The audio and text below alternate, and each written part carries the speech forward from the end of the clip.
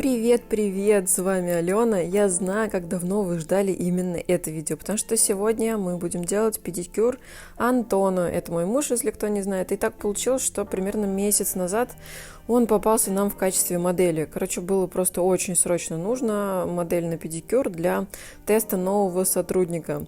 И наша модель, которая была записана, она у нас отменилась, и, в общем, пришлось пустить в расход самое дорогое. И так уж вышло, что он проходил с этими ногтями приблизительно месяц. Я периодически слушала от него истории о том, как на него мужики в сауне смотрят, или как он покупает обувь, и на него тоже косятся. Но, короче, эпатаж, по ходу дела, наше все. Но, тем не менее, ногти проносились, все нормально, там были небольшие косячки в виде затеков, но это не самое главное. Давайте посмотрим, что же может произойти с мужскими ногами после того, как было покрытие гель-лаком. Покрытие гель-лаком было сделано по всем правилам, то есть оно было сделано тонкая подложка из базы, тонкий слой цвета, и, в общем-то, никаких супер страшных вещей не произошло.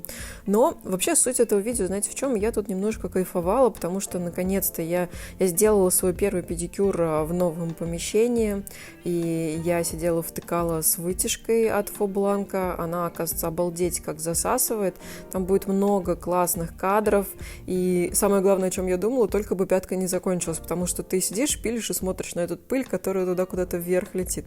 Но к этому мы вернемся чуть позже, а пока уберем длину свободного края.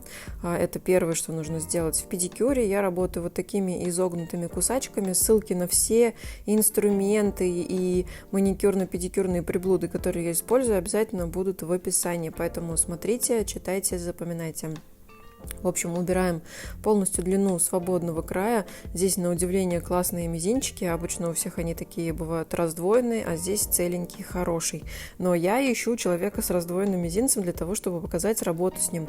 Так что, если что, пишите мне в Инстаграм, скидывайте свои фотки. Если вы из Казани, я обязательно возьму модель для контента. Я частенько ищу модели с интересными случаями. Либо если у вас ожог, или, может быть, какая-то аллергия, или просто неудачный поход к мастеру, я готова помочь. Модели я принимаю абсолютно бесплатно. Но мы возвращаемся к Антону. Он, кстати, в это время вообще очень классненько сидел себе на тех же самых новых креслах. У нас там все новое, и мы не можем перестать ловить кайф. На кресло я тоже оставлю ссылку. И, наверное, вообще честно будет сделать еще и обзор на подокабинет. Если вы этого хотите, если вам интересно, то напишите в комментариях, я обязательно все отсниму. Вот, по поводу кресел, они у нас трехмоторные и поднимаются и крутятся во все стороны, это просто кайф. Ну а мы тем временем обращаемся к специальному мицеллярному тонику. Он нужен для того, чтобы размягчить кожу. Также у него, естественно, есть свойства антисептика, но я люблю его использовать для того, чтобы достать всякое такое из-под уголочков ногтей. А там просто в этот раз была какая-то безлимитка. Там достаточно плотно, то есть ноготь не отходит, нет каких-то глубоких таких карманов, но собралось там не слабо. И вот мы начинаем наши археологические раскопки и достаем оттуда несметные богатства, какое-то бесконечное количество подногтевого содержимого. Вот здесь, казалось бы, ничего нет, но на самом деле там остатки носочков. Ну, я предполагаю, что это они, потому что, скорее всего, это текстиль, вряд ли там что-то такое черное по грязи, вроде Антон не ходит. Но достать и вычистить все это нужно очень обязательно, чтобы никто там не завелся, потому что если мы получили доступ к ногам мужа, нужно все точно сделать добросовестно. Я, знаете, снова обращаю внимание на волосы на пальцах, и после ваших комментариев о том, что это не эстетично, я даже на мужчинах стала как-то этого немножко стесняться. Ну, то есть я все время об этом подумываю, как бы кто ни написал, поэтому уж не обессудьте. Мне кажется, что Антон на депиляцию пальцев ног точно не согласится.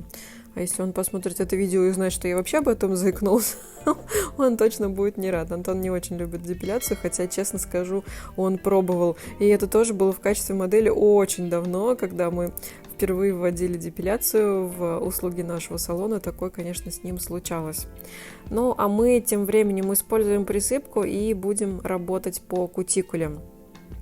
Честно, я считаю, что педикюр это более интересное занятие, чем маникюр, именно в плане вот таких ковыряшек и вычищений. Я наношу присыпку для того, чтобы фрезы не забивались. И это очень дельный лайфхак, я советую его использовать, даже если кутикула не влажная. Многие мастера используют только на влажные ручки или ножки. Я же использую всегда и везде, по одной простой причине: фреза у меня целиком и полностью всегда остается чистой, а значит пилит хорошо. А еще это означает, что во время обработки инструмента ее не нужно будет истошно тереть щеткой, рассматривать под лупой и надеяться, что ты вымыл оттуда абсолютно все, потому что в ее абразив практически ничего не забьется, но либо это сведется к максимальному минимуму.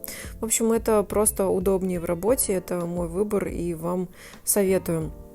По поводу того, какую брать присыпку.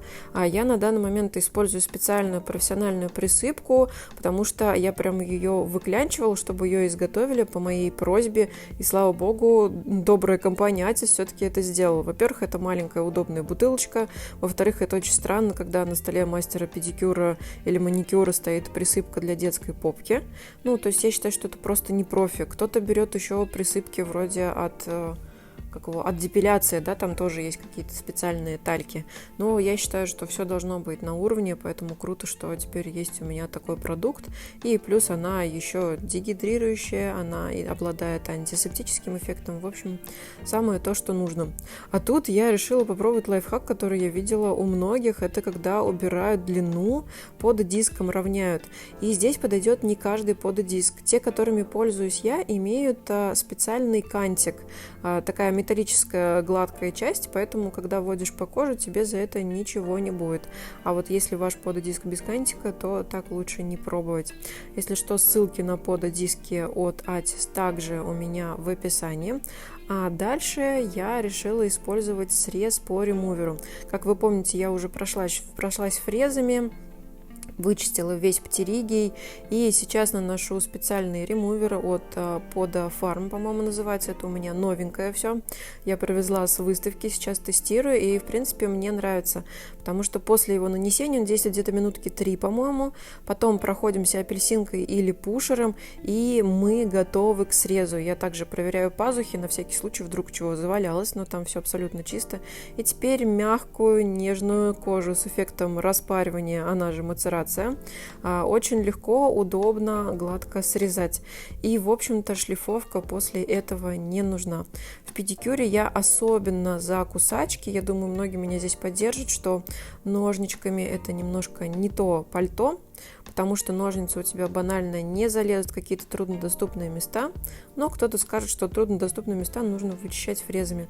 Поэтому сколько людей, столько и мнений, а мой выбор это кусачки, хотя я совершенно не отрицаю любые другие виды инструментов и срезом. Могу срезать и твизерами, и ножницами, и...